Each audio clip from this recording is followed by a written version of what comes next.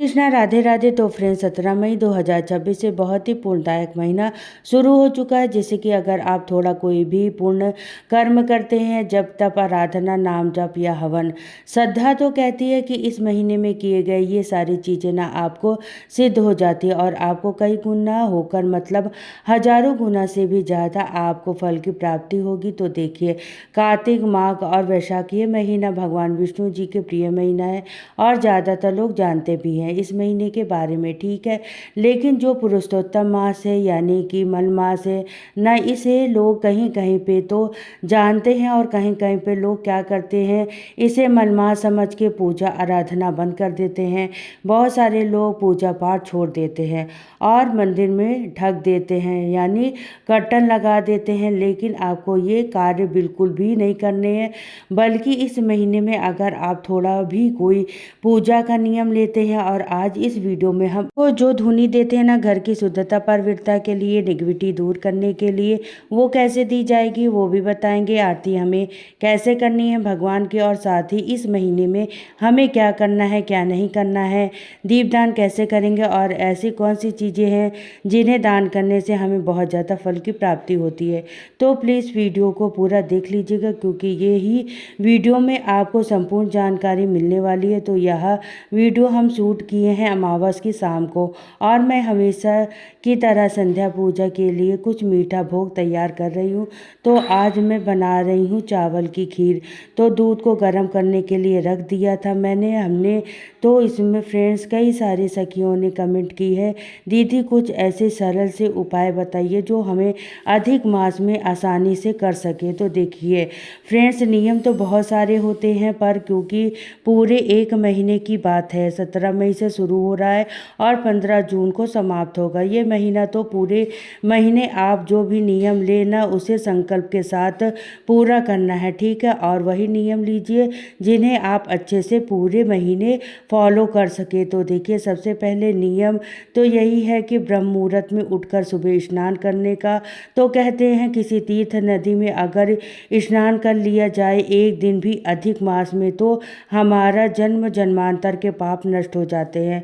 लेकिन अगर संभव ना हो तो आप आंवले का चूर्ण बनाकर डिब्बे में भर कर रख लें, काले तिल रख लें अपने बाथरूम में और रोजाना उसे अपने पर आप रगड़ के नहा लें। इसे कहते हैं रोग दोष और दरिद्रता का नाश होता है। तो और अगर आप हर दिन पानी में गंगा जल डाल के, तो बहुत ही अच्छी बात है। तो हर हर गंगे करते हुए आप स्नान कर लें। और देखिए, डेली यूज में तो आप कांच के या किसी भी धातु के घर में दिए जलाते होंगे, लेकिन जो दीपदान आप करेंगे ना इस महीने में, कहते हैं अधिक मास में दीपदान का बहुत बड़ा फल बताया गया है। तो जो आप दीपदान करेंगे वो या तो मिट्टी के होने चाहिए या आप आटे के भी बना सकते हैं। और अगर एकादशी का दिन है तो आप मिट्टी के भी दीपक ले। अच्छा, अधिक मास में ना 33 दिए का दान बताया गया है। तो आप चाहे हर दिन एक दिया आप किसी भी पवित्र स्थान पर जलाने का नियम ले सकते हैं, या आप पूरे 33 दीपक एक दिन में ही जला सकते हैं, या आप रोजाना 33 दीपकों का दान कर सकते हैं। कहने का मतलब है इस महीने में ना 33 की संख्या का बहुत ज़्यादा महत्व बताया गया है। और कहते हैं अगर 33 की संख्या में आप मालपुए का दान कर लेती हैं किसी भी धर्म स्थान पर, किसी मंदिर में, ब्राह्मण को या किसी जरूरतमंद को, तो इससे आपके पितृ दोष से भी मुक्ति मिलती है। जो कार्य आपके रुके हुए हैं ना अभी तक वो पूरे नहीं हुए हैं, तो आप इसके अलावा कहते हैं कि तांबुल का दान यानी पान का दान आप कर सकती हैं। तो कहते हैं फ्रेंड्स, पुराणों और स्कंद पुराणों के अनुसार जो कोई भी अधिक मास में तांबुल यानी पान का दान करता है ना, किसी घोर दरिद्रता भी दूर हो जाती है। तो आपको ये हर दिन करना है नियम से। और देखिए, दीपक जलाने के लिए आप सबसे शुद्ध तो देखिए देसी घी होता है, लेकिन देसी घी की जगह पर आप तिल ऑयल भी ले सकते हैं। और अगर आप अपने पितृ के नियमित दीपदान करना चाहती हैं तो आप इसमें सरसों का भी तेल डाल सकती हैं, ठीक है। और क्योंकि एकादशी या अमावस है तो आप इसमें तिल ऑयल ही डालिएगा। सफ़ेद तिल हो, काला तिल हो, आप चाहें तो उसमें ऊपर से डाल सकती हैं या तो अक्षत भी डाल सकती हैं।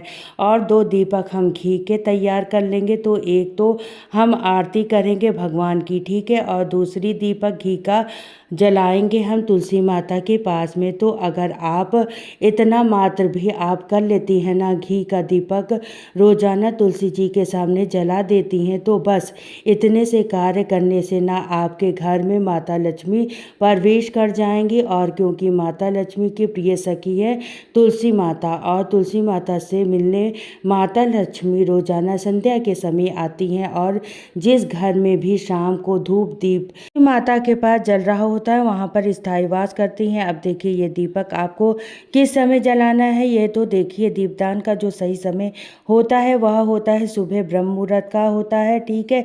तो आप सुबह 4 बजे से 5:30 बजे तक दीपदान कर सकते हैं। अंधकार में ही दीपदान का महत्व होता है और शाम को। और देखिए ये जो समय है ना, अब दिन बचा है और ना ही पूरी तरह से अंधकार हुआ है, तो इसे कहते हैं गोधलिया का बेला। और यह पक्षियों के लिए दाना भी रखा है, दूसरे पात्र में हमने जल भी रख दिया है। तो पक्षियों के लिए आपको दाना पानी अपने छत पर ज़रूर से रखना है। तो जैसे हमने कहा ना, पूरे महीने आपको करना है जो भी आप संकल्प ले, तभी आपका उसका फल मिलेगा। तो आप पशु पक्षी ज़रूरतमंद की सेवा ज़रूर से करिएगा। देखिए घर में आप पूरे महीने पूजा पाठ का नियम ले सकती है ना, इसे महीने में हवन का भी विशेष महत्व है। लेकिन मान लीजिए किसी कारण से आप रोजाना हवन नहीं कर सकती है, तो आप घर में धूनी जरूर दें। धूनी के लिए गाय का उबला ले लें और उसमें थोड़ा सा गैस पर गर्म कर ले, इसमें गूगल और आप लोबान डाल दें, तुलसी की सूखी लकड़ी हम डाल देंगे, तेजपत्ता डाल देंगे, लौंग इलायची कपूर डाल दें और थोड़ा सा हवन सामग्री हम डाल देंगे। और साथ में हम डालेंगे इसमें पीली सरसों। पीली सरसों डालने से घर की नकारात्मक ऊर्जा दूर होती है, ठीक है। तो ये रोजाना भी अगर आप ना कर सके तो हफ्ते में 2 दिन आप कर लें, किसी भी दिन आपको जो सही लगे आप देख लीजिएगा। आपके घर में बहुत हल्का फील होने लगेगा और अधिक मास चल रहा है तो आप इसका लाभ उठा सकती है। तो जैसे कि हमने बताया ना कि आप पूजा पाठ से जुड़े, हमने घर की सुख समृद्धि लाने के लिए कोई भी उपाय करेंगे तो उसका आपको कई गुना अधिक फल होकर मिलेगा। तो देखिए इसे धूनी को सबसे पहले हम मंदिर में रख देंगे और अब हम करेंगे भगवान की आरती। तो आरती हमें जो है घी का दीपक बनाया हम ले लेंगे और दीपक में हमने 1 कपूर 2 लौंग डाल दिया है। तो कपूर गौरम करुणाधारम संसार सारम भुजगेन्द्रहारम सदा वसंतम हृदयारविंदे भवम भवानी सहितम नमानि। इस महीने में आप कोई भी पाठ का नियम ले सकते हैं, जाप का नियम ले सकते हैं, सुबह शाम मंदिर में धूप दीप जलाने का नियम ले सकते हैं। जितना ज़्यादा हो सके हरि नाम कीर्तन, राधा नाम कीर्तन आप करें। फ्रेंड्स, जिस घर में रोजाना भजन कीर्तन होता है, भगवान का पूजा पाठ मंत्र जाप होता है ना, वो घर में बहुत एक अलग तरीके की पॉजिटिव रहती है। और जब ये जो धुनी है इसे अब हम पूरे घर में घुमा देंगे। ये जो धुनी है ना, बस मैं आपको बता रही हूँ, इसमें से इतनी अच्छी सुगंध आ रही है ना। तो अगर इस तरीके से धुनी आप घर में देते हैं तो नज़र बाधा तो उतरती है, घर के साथ में माता लक्ष्मी को भी आकर्षित करती है इनकी खुशबू। और देखिए फ्रेंड्स, बहुत सारे लोग ना अधिक मास में व्रत का नियम लेते हैं, यानी एक समय संध्या की पूजा के बाद में तारों की छांव में भोजन का नियम लेते हैं। दिन भर वो शुद्ध सात्विक रहते हैं, फलाहार दूध चाय लेते हैं। लेकिन अगर आप व्रत ना कर सके तो पूरे महीने देखिए ये नियम निभा सकते हैं। क्योंकि तो आप क्या करेंगे, इतना नियम ले तो प्याज लहसुन मांस मदिरा का सेवन भूल कर भी ना करिए।